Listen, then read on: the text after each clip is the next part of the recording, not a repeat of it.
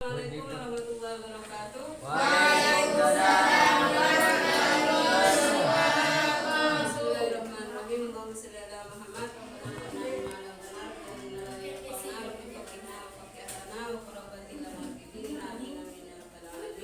Baik anak-anakku, untuk pertemuan kali ini yaitu materi kurban dan akikoh ya.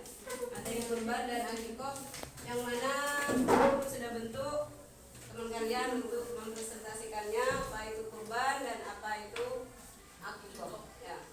Baik, anak-anakku, kita mulai diskusikan ini dengan bentuk presentasi. Kepada yang bersangkutan, guru silakan. Baik, Cindy, pertama untuk Cindy.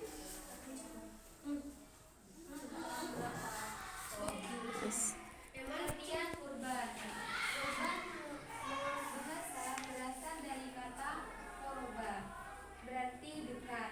Sedang menurut syariat, kurban berarti hewan yang disembelih dengan niat beribadah untuk mendekatkan diri kepada Allah Subhanahu wa Ta'ala dengan syarat-syarat dan waktu tertentu. Disebutkan juga dia. 2. Hukum kurban. Berkurban merupakan ibadah yang disyariatkan bagi keluarga muslim yang mampu.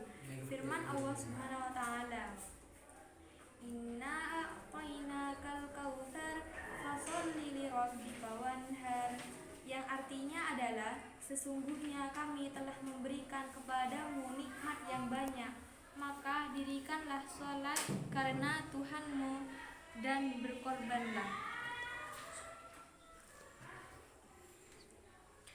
3. Latar belakang terjadinya ibadah kurban.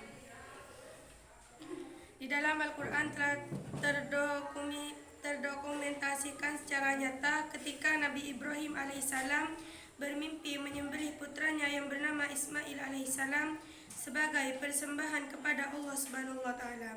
Mimpi itu kemudian diceritakan kepada Ismail alaihissalam, dan setelah mendengar cerita itu ia berlangsung meminta agar sang ayah melaksanakan sesuai mimpi itu, karena diyakini benar-benar datanglah dari Allah Subhanahu wa Ta'ala, sebagaimana firman Allah Subhanahu wa Ta'ala Quran As-Safa ayat 37 102. Falamma balagha ma'ahu as-sa'ya qala ya bunayya inni ara fil manami anni adbahuka fanzur madza tara qala ya abati if'al ma tu'maru satajiduni insyaallahu minas sabirin, yang artinya maka tatkala anak itu sampai pada umur sanggup berusaha bersama-sama Ibrahim berkata, hai anakku, sesungguhnya aku melihat dalam mimpi bahwa aku menyembelihmu, maka pikirkanlah apa pendapatmu. Ia menjawab, hai bapakku, kerjakanlah apa yang diperintahkan kepadamu, insya Allah kamu akan mendapatkan termasuk orang-orang yang sabar. 4. Waktu dan tempat menyembelih kurban. Waktu yang ditetapkan untuk menyembelih kurban yaitu sejak selesai sholat Idul Adha 10 Dzulhijjah sampai terbenamnya matahari tanggal 13 Dzulhijjah, akhir dari hari tasyrik. Sabda Rasulullah SAW, Bismillahirrahmanirrahim, man dhahaba qabla ay yusolli falyadhbah ukhra, yang artinya barang siapa menyembelih hewan kurban sebelumnya dia mengadakan sholat, maka hendaklah ia menyembelih yang lain sebagai gantinya. Hadis riwayat Bukhari. Tempat menyembelih sebaiknya dekat dengan tempat pelaksanaan sholat Idul Adha. Hal ini sebagai sarana untuk syiar Islam. Sabda Rasulullah SAW, kan Rasulullah SAW yadbahu wa yanharu bil musalla, yang artinya Rasulullah SAW biasa menyembelih kurban di tempat pelaksanaan sholat. 5. Ketentuan hewan kurban. Hewan yang dijadikan kurban adalah hewan ternak, sebagaimana telah difirmankan Allah Subhanahu wa Ta'ala dalam Quran surah Al-Hajj ayat 34. Bismillahirrahmanirrahim.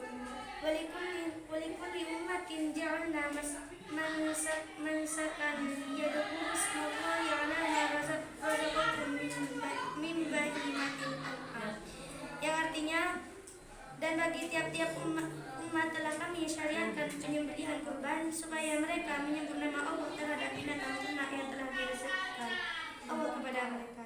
Quran Surah Al-Mursalat. Hewan yang dimaksud adalah unta, sapi, kerbau, dan kambing atau domba. Adapun hewan-hewan tersebut dapat dijadikan hewan kurban dengan syarat telah cukup umur dan tidak cacat, misalnya pincang, sangat kurus atau sakit. Ketentuan cukup umur itu adalah A. Domba sekurang-kurangnya berumur 1 tahun atau telah tenggal giginya. B. Kambing bisa sekurang-kurangnya berumur 1 tahun. C. Unta sekurang-kurangnya berumur 5 tahun. D. Sapi atau kerbau sekurang-kurangnya berumur 2 tahun. Hewan yang sah untuk dikurbankan adalah hewan yang tidak cacat, baik karena pincang, sangat kurus, putus telinganya, putus ekornya, atau karena sakit. Seekor kambing atau domba hanya untuk kurban 1 orang, sedangkan seekor unta, sapi atau kerbau masing-masing untuk 7 orang. Sabda Rasulullah SAW. Nakarna ma Rasulillah sallallahu alaihi wasallam ala Hudaybiyah badanata an sab'atin wal baqarata an sab'ah. Artinya, kami telah menyembelih kurban bersama-sama Rasulullah SAW pada tahun Hudaybiyah, seekor unta untuk 7 orang dan seekor sapi untuk 7 orang. Hadis riwayat Muslim. 1. Pengertian akikah. Akikah dari segi bahasa berarti rambut yang tumbuh di kepala bayi. Sedangkan dari segi istilah adalah binatang yang disembelih pada saat hari ke-7 atau kelipatan 7 dari kelahiran bayi disertai mencukur rambut dan memberi nama pada anak yang baru dilahirkan. 2. Hukum akikah.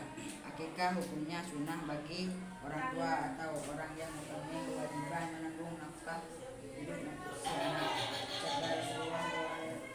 Sabda Rasulullah SAW yang maknanya setiap anak tergadai dengan akikahnya yang disembelih baginya pada hari ke-7, dicukur rambutnya dan diberi nama Al Ahmad dan imam yang 4. 3. Syariat akikah. Disyariatkan akikah lebih merupakan perwujudan dari rasa syukur akan kehadiran seorang anak. Akikah adalah 2 orang saudara kembar, cucu Nabi Muhammad SAW dari perkawinan Fatimah dan Ali bin Abi Thalib yang bernama Hasan bin Husain. Peristiwa ini terekam dalam hadis yang maknanya dari Ibnu Abbas. Sesungguhnya Rasulullah SAW berakikah untuk Hasan dan Husain masing-masing seekor kambing bebas. 4. Jenis dan syarat hewan akikah. Akikah untuk anak laki-laki 2 ekor dan untuk anak perempuan 1 ekor. Adapun binatang yang dipotong untuk akikah, syarat-syaratnya sama seperti binatang yang dipotong untuk kurban. Kalau pada daging kurban disunatkan diletakkan sebelum dimasak, sedangkan daging akikah sesudah dimasak. Ada hadis dari Aisyah yang mananya bahwa rasanya Rasulullah SAW memerintahkan orang-orang agar menyembelih akikah untuk anak laki-laki 2 ekor kambing yang umurnya sama dan untuk anak perempuan 1 ekor kambing. 5. Waktu menyembelih akikah. Penyembelihan akikah dilakukan pada hari ke-7 dari kelahiran anak. Jika dari ke-7 telah berlalu, maka hendaklah menyembelih pada hari ke-14. Jika hari ke-14 telah berlalu, maka hendaklah pada hari ke-21. Hal ini sebagaimana disebutkan dalam sebuah hadis Rasulullah SAW yang maknanya akikah disembelih pada hari ke-7, ke-14 dan ke-21. 6. Akikah. Berbagai peribadahan dalam Islam tidak terlepas dari makna yang terkandung di dalamnya. Hal itu merupakan misi Islam sebagai agama rahmatan lil alamin. Akikah merupakan satu bentuk peribadian mempunyai makna sebagai berikut. A. Merupakan wujud rasa syukur kepada Allah SWT atas segala rahmat dan karunia yang telah dilimpahkan pada dirinya. B. Menambahkan rasa cinta kepada orang tua karena anak merasa telah diperhatikan dan disyukuri kehadirannya di dunia ini. Dan bagi orang tua merupakan bukti keimanannya kepada Allah SWT. C. Mewujudkan hubungan yang baik dengan tetangga dan anak saudara yang ikut merasakan gembira dengan lahirnya seorang anak karena mereka mendapatkan bagian dari akikah tersebut. Sudah? Cindy ditutup presentasinya.